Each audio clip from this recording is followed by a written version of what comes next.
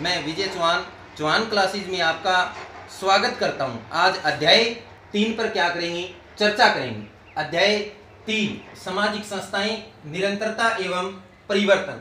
कल हमने अध्याय 2 पर चर्चा की थी। अध्याय 2 का शीर्षक है भारतीय समाज में जनसांख्यिकी संरचना। आज हम अध्याय 3 सामाजिक संस्थाएं, निरंतरता एवं परिवर्तन। सबसे पहले है सामाजिक संस्थाएं, मतलब समाज की कौन कौन सी संस्थाएं हैं। जैसे भारतीय समाज की 3 प्रमुख संस्थाएं हैं। भी हमारा जो क्या है भारत देश है, और इस भारत देश का जो समाज है उस समाज की क्या है 3 प्रमुख संस्थाएं हैं। सबसे पहला है जाति, जनजाति एवं परिवार। तो भारतीय समाज की 3 प्रमुख क्या है संस्थाएं हैं, जाति, जनजाति एवं परिवार। तो सबसे पहले जाति पर क्या करते हैं, चर्चा करते हैं। जाति एक सामाजिक संस्था है जो भारत में हजारों सालों से क्या है प्रचलित है। जाति है वो कैसी संस्था है, सामाजिक संस्था है जो भारत में क्या है हजारों सालों से क्या है प्रचलित है। अब जाति शब्द है वो अंग्रेजी के कास्ट शब्द से बना है। किससे बना है, कास्ट शब्द से बना है, जो कि पुर्तगाली शब्द कास्टा से बना है। जो कि पुर्तगाली शब्द किससे बना है, कास्टा से बना है, जिसका अर्थ क्या होता है विशुद्ध नस्ल। क्या अर्थ होता है, विशुद्ध नस्ल। तो जाति का शाब्दिक अर्थ क्या होता है, विशुद्ध नस्ल।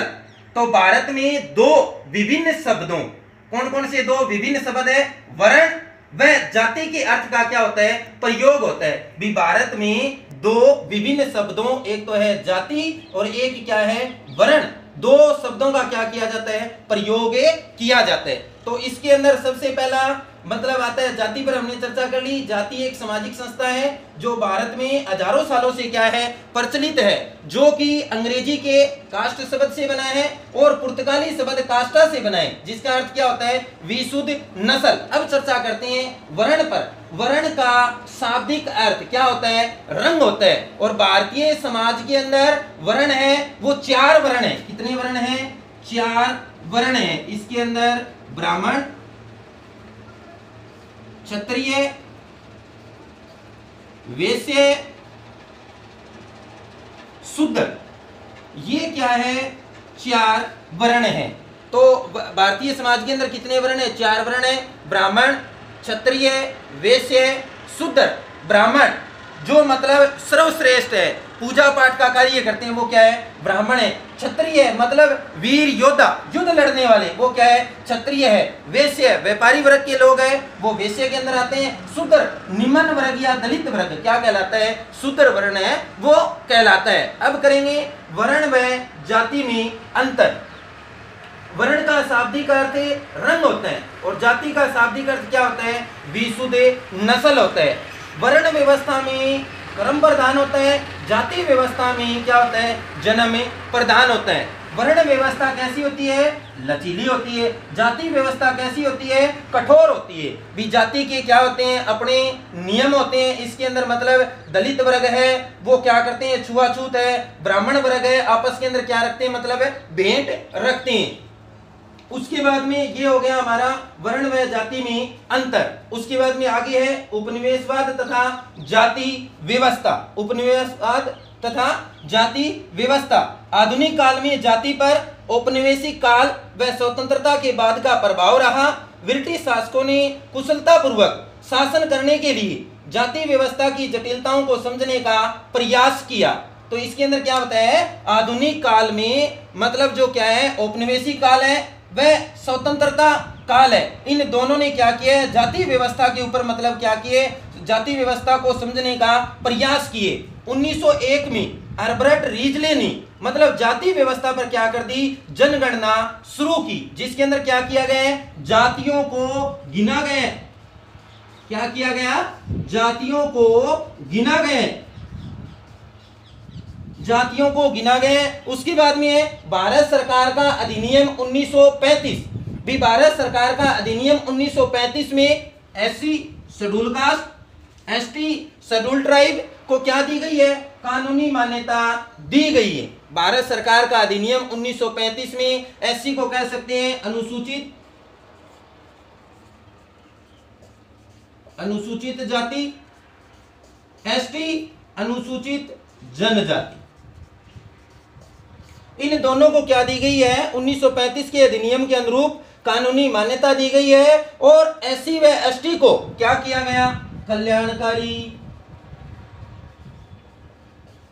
कल्याणकारी योजनाओं से जोड़ा गया। क्या किया गया, कल्याणकारी योजनाओं से जोड़ा गया। तो ये है हमारा भारत सरकार का अधिनियम 1935, जिसमें हर्बर्ट रीजले ने 1901 में सबसे पहले जाति पर क्या की, जनगणना शुरू की, जिसमें जातियों को क्या किया गया, गिना गया। एससी और एसटी को कानूनी मान्यता दी गई और उनको कल्याणकारी योजनाओं से क्या किया, जोड़ा गया। अब चर्चा करेंगे संस्कृतिकरण। सबसे महत्वपूर्ण क्वेश्चन है, बार बार वार्षिक परीक्षाओं में पूछा गया है। संस्कृतिकरण, जिसके द्वारा निम्न जाति के सदस्य उच्च जाति की धार्मिक क्रियाएं, भी धर्म से संबंधित जितनी भी क्या है क्रियाएं हैं, घरेलू घर के अंदर होने वाली जो क्रियाएं हैं, या सामाजिक परिपाटियां, समाज के अंदर जितनी भी क्या है रीति रिवाज है, परंपराएं हैं, उनको क्या करते हैं, अपनाते हैं। मतलब जो निम्न जाति के लोग उच्च जाति के लोगों की जो भी क्या है रीति रिवाज है, परंपरा है, समाज के अंदर जो भी मान्यता प्रचलित है, उनको क्या कर रहे हैं, अपना रहे हैं, उसको क्या कहते हैं, संस्कृतिकरण कहा जाता है। संस्कृतिकरण है वो किसकी देन है, संस्कृतिकरण है वो एम.एन. श्रीनिवास की देन है। संस्कृतिकरण, और एक शब्द और है प्रबल जाति। क्या है, प्रबल जाति, जिसको क्या बोल सकते हैं, प्रभु जाति भी बोल सकते हैं। क्या बोल सकते हैं, प्रभु जाति भी बोल सकते हैं। तो संस्कृतिकरण वह प्रबल जाति की संकल्पना किसने प्रस्तुत की, एम.एन. श्रीनिवास ने क्या की है, प्रस्तुत की है। कई बार पूछ लेते हैं भी एम.एन. श्रीनिवास का पूरा नाम क्या है, तो एम.एन. श्रीनिवास का पूरा नाम है मैसूर नवसिंहाचार श्रीनिवास। तो मैसूर नवसिंहाचार श्रीनिवास ने कौन सी संकल्पनाएं प्रस्तुत की, तो इसके अंदर क्या आएगा, एक तो है संस्कृतिकरण, दूसरा क्या है प्रबल जाति। तो संस्कृतिकरण पर हमने क्या कर ली, चर्चा कर ली, भी निम्न जाति के लोग उच्च जाति की रीति रिवाज परंपराओं को अपनाते हैं, उसे क्या कहते हैं, संस्कृतिकरण कहा जाता है।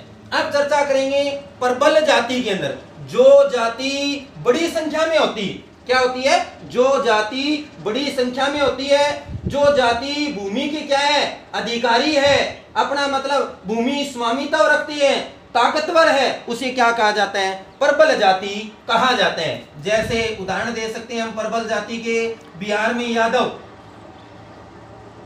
क्या आएगा, बिहार में यादव। इसके अलावा भी है महाराष्ट्र में मराठे, इसके अलावा हरियाणा में जाट, और राजस्थान के अंदर राजपूत जाति है वो क्या है, प्रबल जाति के क्या है, सर्वश्रेष्ठ उदाहरण है। उसके बाद में अगला बिंदु है हमारा परिवार। परिवार सदस्यों का वह समूह है जो रक्त विवाह या गोत्र संबंधों पर नातेदारों से जुड़ा होता है। अब आगे इसमें चर्चा क्या आ गई, नातेदार भी जो हमारे सगे संबंधी है, रिश्तेदार है, उनको हम क्या कहते हैं, नातेदार कहते हैं। तो परिवार सदस्यों का वह समूह है जो रक्त विवाह या गोत्र संबंधों पर नातेदारों से जुड़ा होता है, और उसे क्या कहते हैं, परिवार कहते हैं। परिवार मुख्य रूप से दो प्रकार का होता है। कितने प्रकार का होता है भी, दो प्रकार का होता है। सबसे पहला क्या है, मूल परिवार। कौन सा परिवार है, मूल परिवार। मूल परिवार को हम क्या कह सकते हैं, एकाकी परिवार भी कह सकते हैं। कौन सा परिवार कह सकते हैं, एकाकी परिवार भी कह सकते हैं। तो मूल परिवार के अंदर क्या क्या चीज शामिल होगी, माता पिता व उनके बच्चे, माता पिता व उनके बच्चे किसमें शामिल होते हैं, मूल परिवार में शामिल होते हैं। उसके बाद में दूसरा क्या है, संयुक्त परिवार। संयुक्त परिवार संयुक्त परिवार को कह सकते हैं विस्तृत परिवार। कौन सा परिवार, विस्तृत परिवार। तो दो या दो से अधिक पीढ़ियों के लोग एक साथ रहते हैं उसे क्या कहते हैं, संयुक्त परिवार कहा जाता है। उसके बाद में परिवार के अलग आधारों पर भी क्या किया गया है, विभाजन किया गया है। सबसे पहला है निवास स्थान के आधार पर परिवार है वो कितने प्रकार का होता है। निवास स्थान के आधार पर परिवार है वो 2 प्रकार का होता है। सबसे पहला पितृस्थानीय, दूसरा क्या है, मातृस्थानीय। सबसे पहले परिभाषा करेंगे किसकी, पितृस्थानीय। पितृस्थानीय वह परिवार होता है जिसमें नवविवाहित जोड़ा वर के माता पिता के साथ रहता है, उसे क्या कहते हैं, पितृस्थानीय परिवार कहा जाता है। दूसरा है मातृस्थानीय, नवविवाहित जोड़ा वधू के माता पिता के साथ रहता है, उसे क्या कहते हैं, मातृस्थानीय परिवार कहा जाता है। तो इसमें क्या आ जाएगा, नवविवाहित जोड़ा वर के माता पिता के साथ रहता है। इसमें क्या आ जाएगा, नवविवाहित जोड़ा वधू के माता पिता के साथ रहता है, उसे क्या कहते हैं, मातृस्थानीय परिवार कहा जाता है। तो ये हो गया हमारा निवास स्थान के आधार पर। आगे है सतह के आधार पर परिवार 2 प्रकार का होता है, पितृवंशीय और मातृवंशीय।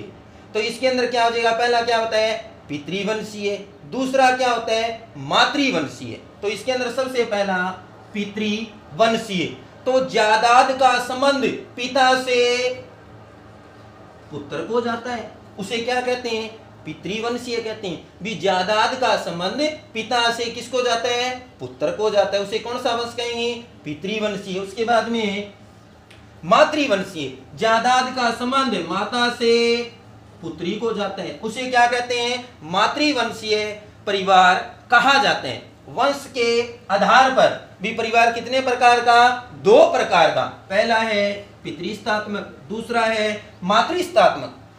पितृस्थात्मक जिसमें मतलब प्रधानता किसकी होती है, पुरुष प्रधानता, उसे क्या कहते हैं, पितृस्थात्मक। और जिसके अंदर क्या हो, स्त्रियां प्रधान हो, उसे क्या कहते हैं, मातृस्थात्मक परिवार कहा जाता है। उसके बाद में चर्चा करेंगे नातेदारी।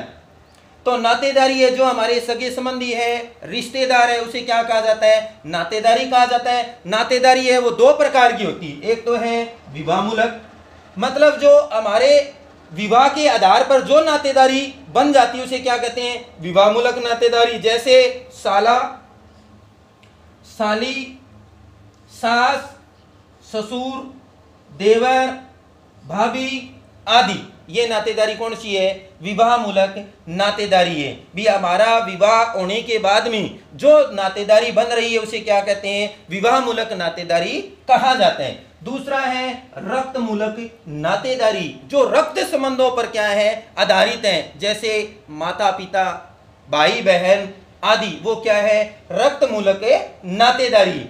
इसके अलावा नातेदारी मर्डोक समाजशास्त्री है, उसने नातेदारी को 3 प्रकारों में क्या किया है, विभाजन किया है। अब नातेदारी है, नातेदारी को मर्डोक नामक समाजशास्त्री ने 3 प्रकारों में क्या किया, विभाजन किया। प्राथमिक नातेदार, द्वितीयक नातेदार, तृतीयक नातेदार।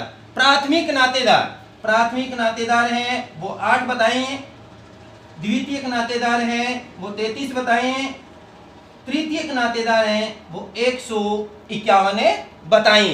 तो ये है हमारा मतलब नातेदारी का। भी नातेदारी है वो मुख्य रूप से 2 प्रकार की, विवाह मूलक, रक्त मूलक। मर्डोक नामक समाजशास्त्री ने नातेदारी के 3 प्रकार बताए, प्राथमिक नातेदार, द्वितीयक नातेदार, तृतीयक नातेदार। प्राथमिक नातेदार कितने हैं, 8, द्वितीयक नातेदार कितने हैं, 33, तृतीयक नातेदार कितने हैं, 151। तो प्रिय विद्यार्थियों, आज हमने अध्याय नंबर 3 पर क्या की है, चर्चा की। इसके अलावा कल हम अध्याय नंबर 4 हमारा कंप्लीट हो चुका है, अध्याय नंबर 5 पर क्या करेंगे, चर्चा करेंगे। तो उससे पहले आपको क्या करना है, चौहान क्लासेज यूट्यूब चैनल को सब्सक्राइब करना है, लाइक करना है, शेयर करना है और घंटी का बटन अवश्य दबाना है। धन्यवाद, नमस्कार।